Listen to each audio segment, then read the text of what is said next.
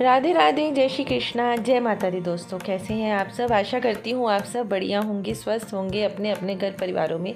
दोस्तों स्वागत है आपके अपने चैनल कृष्णा सखी मलिका में। दोस्तों आज है नवरात्रि का 9वां दिन, मतलब कि नवम, और आज आखिरी दिन है माँ की आराधना का, 9 देवियों की आराधना का। तो आज माँ सिद्धिदात्री का दिन है और माँ सिद्धिदात्री की आज खूब सारी धूमधाम से पूजा हो रही है और आज के दिन ही सभी माँ की विदाई भी होनी है। तो दोस्तों हम किस दिन किस तरह से माँ की जो हमने चौकी स्थापित की हुई है अपने अपने घर परिवारों में, उसका किस तरह से हमें चौकी को उठाना है और जो चौकी पे हमने सामान रखा है, जैसे कि फूल है, कलश स्थापना की है, अखंड दीपक जलाया है, अष्टदल कमल है, इसको या फूल वगैरह हैं या प्रसाद वगैरह है, या जैसे कि 16 श्रृंगार भी हमने माँ को चढ़ाए हैं, उन सब का अब हमने क्या करना है, विसर्जन करना है या अपने पास रखना है या हमने किसी को बांटना है, दान करना है, उस विषय के ऊपर ही आज मैं वीडियो बनाने जा रही हूँ। तो दोस्तों लेकिन सबसे पहले जो मेरे इस चैनल पे नए आए हैं, मेरे चैनल को ज़रूर सब्सक्राइब कीजिएगा और लाइक और शेयर ज़रूर कीजिएगा। दोस्तों सबसे बड़ी बात, सबसे पहली बात, 9 दिन पूर्ण हो चुके हैं। माँ का 9 दिन का जो सफ़र था हमारे घर में, वो पूर्ण होने जा रहा है। 9 दिन 9 देवियों की पूजा की गई है और हर देवी को उन्हीं के हिसाब से हमने पूजन भी किया है। हर दिन पूजन किया है माँ का, माँ की जोत जगाई है, हर दिन जगाई है, माँ को भोग लगा है, माँ की सेवा की है, माँ के गीत भजन हर चीज़ माँ के लिए हमने किया है।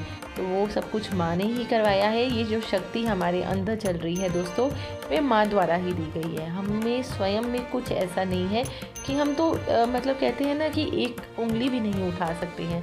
सो माँ ने स्वयं हमें ये शक्तियाँ दी हैं। 9 दिन में माँ हमें जब आती हैं तो इन नवरात्रों में माँ हमें शक्ति प्रदान करती है। कई लोग व्रत से तब से माँ का पूजन करते हैं। जो लोग जब से करते हैं उनको भी माँ उसी तरह से ही शक्तियाँ देती हैं। कई लोग व्रत नहीं कर पाते हैं अपने शरीर के स्वास्थ्य के हिसाब से, तो माँ उनको उनके जप के अनुरूप उनको शक्ति प्रदान करती है। तो नवरात्रों का मतलब भी यही होता है कि जो साधक माँ से शक्तियाँ प्राप्त करना चाहते हैं, वह इन नवरात्रों में 9 देवियों की पूजा करके माँ से शक्तियाँ प्राप्त करते हैं और अगले 6 महीने तक माँ का इंतज़ार करते हैं कि माँ दोबारा वापस आएंगी और हमें फिर से अपनी भक्ति प्रदान करेंगी, अपनी शक्तियाँ प्रदान करेंगी। तो दोस्तों आज मैं आपको इसी वीडियो के ऊपर बताऊंगी कि किस तरह से जो हमने चौकी को स्थापित किया हुआ है माँ के लिए, वो हमें कैसे उठानी है।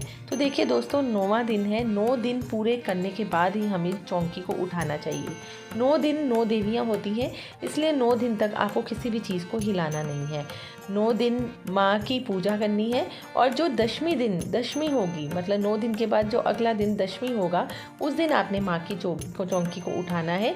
जो उसके ऊपर जो आपने सामान रखा है वह भी उसी हिसाब से विसर्जित करना है। लेकिन क्या करना है वही मैं आपको बताती हूँ।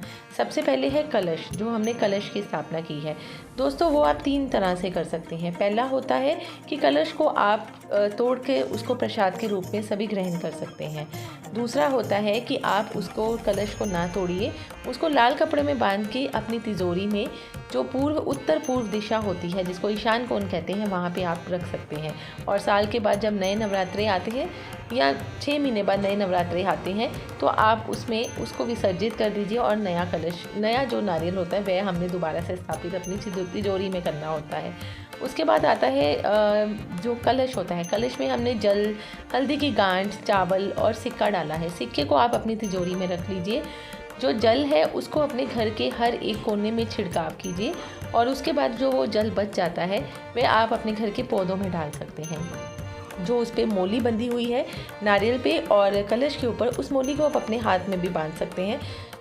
जितनी देर भी आप बांधना चाहते हैं, उसके बाद उसको विसर्जित कर दीजिए। उसके बाद आती है दोस्तों अखंड जोत। तो अखंड जोत को आपने बिल्कुल भी नहीं बुझाना है। 9 दिन 9 रात पूरी आपने अखंड जोत जगानी है। उसमें घी डालते रहिए और दशमी में अगर आप चाहें तो उस घी को डालना बंद कर दीजिए। दशमी सुबह के 4-5 बजे के बाद आप घी डालना बंद कर सकते हैं। उसके बाद दोस्तों जो चुनरी हमने माँ पर चढ़ाई है, नारियल पे चढ़ाई है, उन चुनरी को आप संभाल के रख सकते हैं और अपने घर में किसी भी जगह पे मंदिर में रख सकते हैं। दोबारा से आप इस चुनरी का, इस वस्त्र का, जो हमने नीचे भी वस्त्र बिछाया हुआ है, चुनरी बिछाई हुई है नारियल के ऊपर, उसका दोबारा से आप रीयूज़ कहीं पे भी कर सकते हैं। उसके बाद जो प्रसाद वगैरह है वे अपने घर में सभी को बांटिए और उसके बाद उस प्रसाद को आप हवन में भी डाल सकते हैं। जैसे कि हवन में, यज्ञ में अगर वह प्रसाद डाला जाता है तो सीधा माँ तक कहते हैं कि पहुँच जाता है। तो इस तरह से आप कर सकते हैं। उसके बाद जो धूप होती है या हवन के कुछ जो सामान, हवन का जो राख होती है, जब वो बच जाती है तो आप उसको थोड़ा सा संभाल के रख सकते हैं। जैसे कि कई बच्चों को नज़र लग जाती है, उसको बचाने के लिए, या काला टीके के रूप में भी आप इस्तेमाल सकते हैं। बाकी आप विसर्जित कर दीजिए। विसर्जित कैसे करना है, किसी भी भूमि में उसको विसर्जन कर सकते हैं। भूमि को खोद के उसके अंदर डाल दीजिए। एक तो वो उसका भी काम करेगी, जैसे कि खाद का काम होता है, खाद का काम करेगी। फूल वगैरह का क्या करना है, जैसे कि फूल हमने माता रानी को चढ़ाए हैं, फूल माला चढ़ाई है, तो उन फूलों को फेंकिए मत, सूखने दीजिए और सूखने के बाद आप उनको अपने घर में पौधों के बीच में भी डाल सकते हैं। वह भी उसका खाद का काम करती है। या फिर आप भूमि में गाड़ सकते हैं उन फूलों को, तो कि जब वो भी खाद का काम करेंगी तो और पौधे निकलेंगे तो खाद बन जाती है वो। उसके बाद दोस्तों आता है जो हमने अष्टदल कमल बनाया है। अष्टदल कमल को भी आप ध्यान से हिला दीजिए और उसके बाद उन चावलों को, कुछ चावल को आप अपने पास अपने घर में तिजोरी में रख सकते हैं संभाल के, और बाकी जो चावल है उसको और दूसरे थोड़े ज़्यादा चावल में मिला के लोगों को दान में भी दे सकते हैं। तो चावलों का भी इस तरह से भी आप प्रयोग कर सकते हैं। मौली का आपको मैंने बता दिया है कि आप इस मौली को कहीं पे भी विसर्जित ना कीजिए। मौली को आप या आपके परिवार का कोई भी सदस्य उसको बांध सकता है। और उसके बाद जो आपने माता रानी को 16 श्रृंगार चढ़ाए हैं, उन 16 श्रृंगार में से आप कुछ भी 1 या 2 चीज़ें जो होती हैं वे अपने पास संभाल के रख सकते हैं। जैसे कि कई लोग सिंदूर संभाल के रख लेते हैं, कई लोग चूड़ियाँ रख लेते हैं। जैसे कि 1-2 आइटम्स जो हैं वे आप अपने पास रख लीजिए और बाकी जो 16 श्रृंगार है आप किसी को भी मतलब कि दान में दे सकते हैं। तो इस तरह से आप 16 श्रृंगार का भी कर सकते हैं।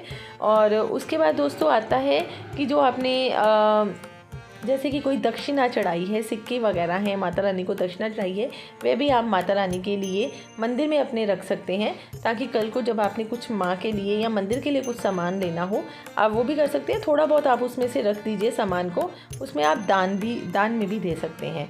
अखंड दीपक का मैंने आपको बता दिया है कि उसको बुझाना नहीं है, 10वीं तक, 9वीं तक हमने पूरा जलाना है और 10वीं की सुबह तक वह जलते रहना चाहिए।